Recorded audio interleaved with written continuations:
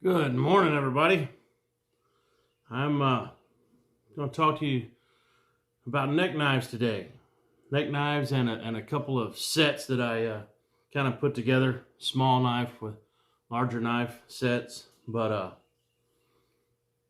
yeah, we'll get into it here. What I got here is a Mora Eldridge. I've got a little cheap fire steel on it with a hair tie, kind of hold it all together. This is a neck knife. I made this up where you can adjust it, to however you want it to sit on you, you can adjust it. But anyway, these are a handy little knife, kind of like a little bitty fixed blade utility knife. It's got two different grinds on it there, you can see. But yeah, it pairs really well. It's stainless steel, has a sharpened spine so you can strike those fire steels. It pairs really well with my Mora Garberg. Let's see here, get them turned around. See there, pairs very well with it.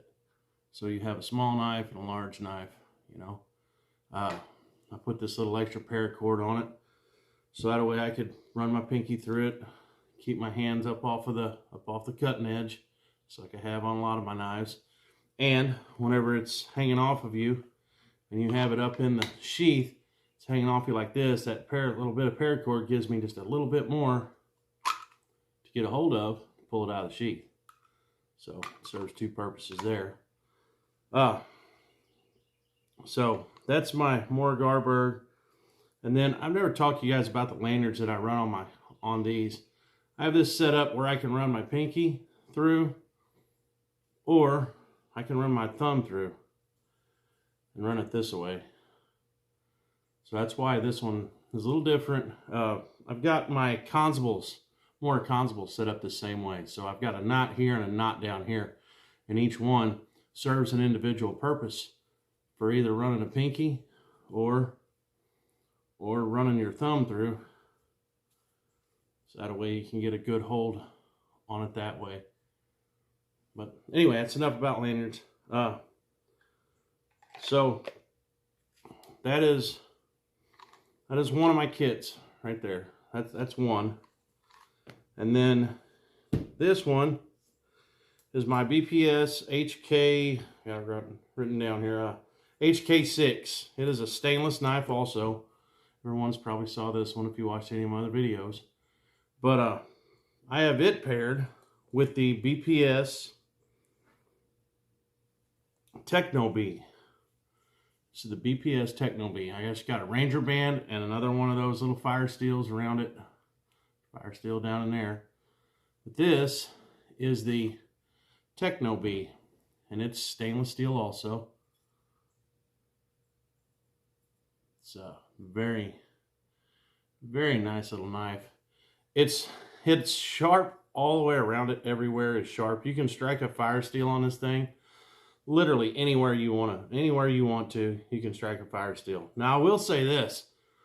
This knife came almost dull. It was sharp-ish, but it was kind of dull. It took quite a while for me to get an edge on this thing. And that is not like BPS. Everything I've ever got from BPS, all the BPS knives came just screaming sharp. This one did not. I had to work on it. But it's good now.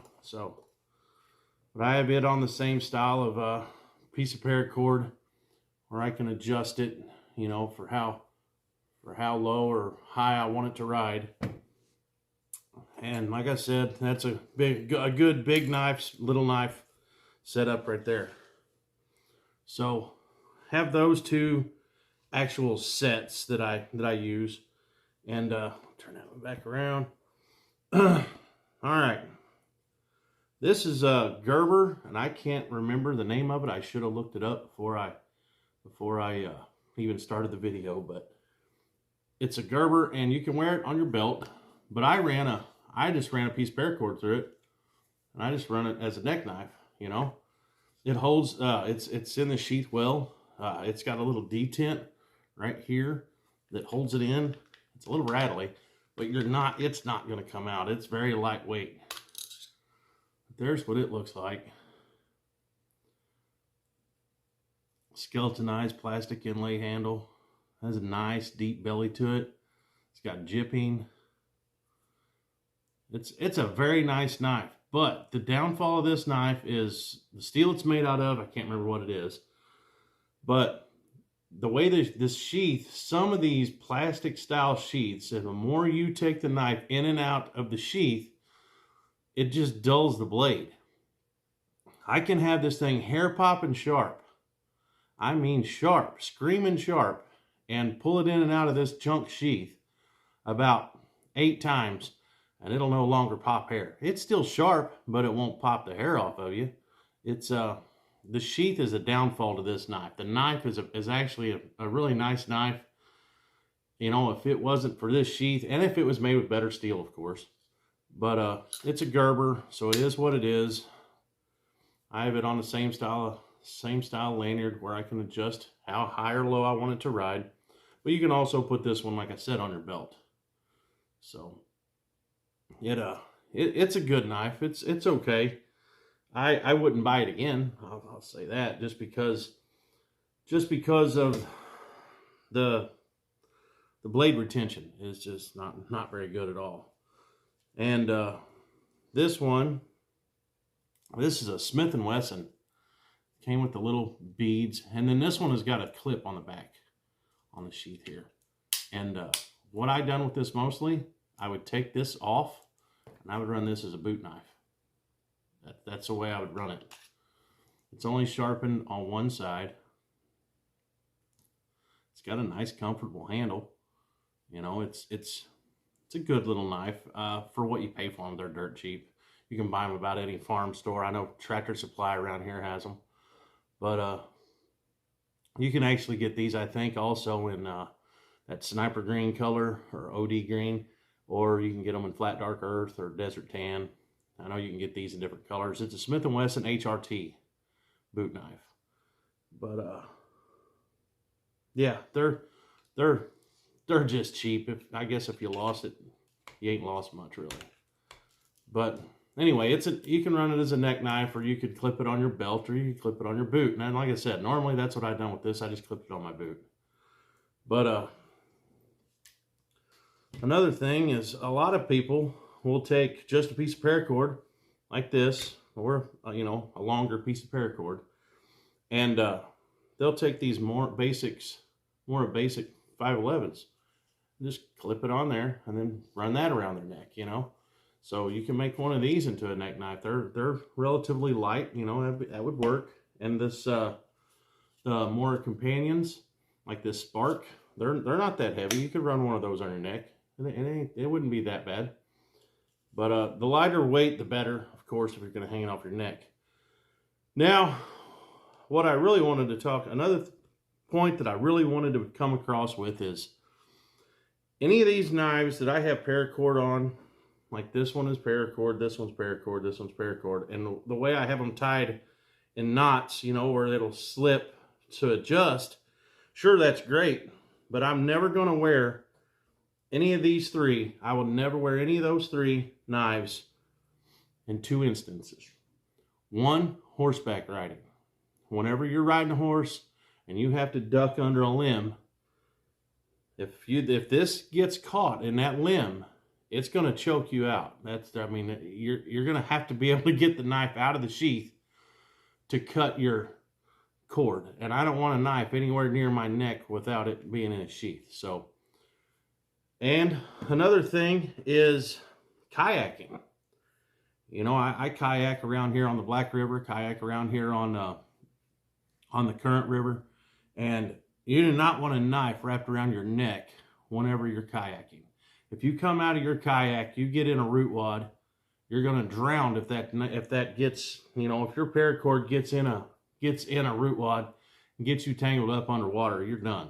So if I was going to neck knife anything in those 2 instances, which I never do, I just carry a knife on my side or clip it in the, you know, if I'm horseback riding, I just have my knife on my side. I want nothing around my neck. If I'm kayaking, I'll take a knife that I can clip on somewhere on a piece of paracord inside my kayak. So that way I have it right there accessible between my legs or beside me, you know, clipped onto something. So if I dump my kayak, I don't lose my knife.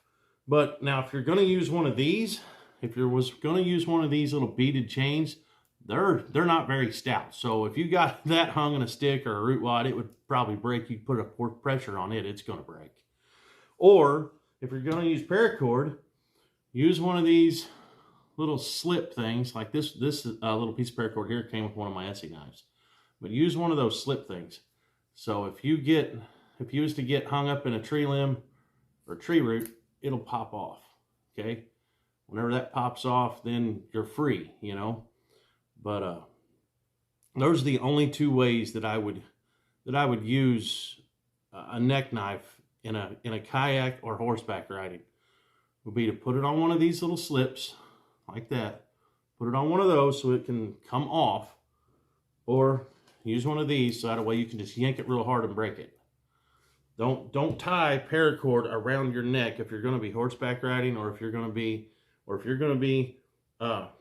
kayaking. That's just trouble waiting to happen. Whenever you're kayaking, it's inevitable you could hit something wrong and dump your kayak, and then there you are, you know.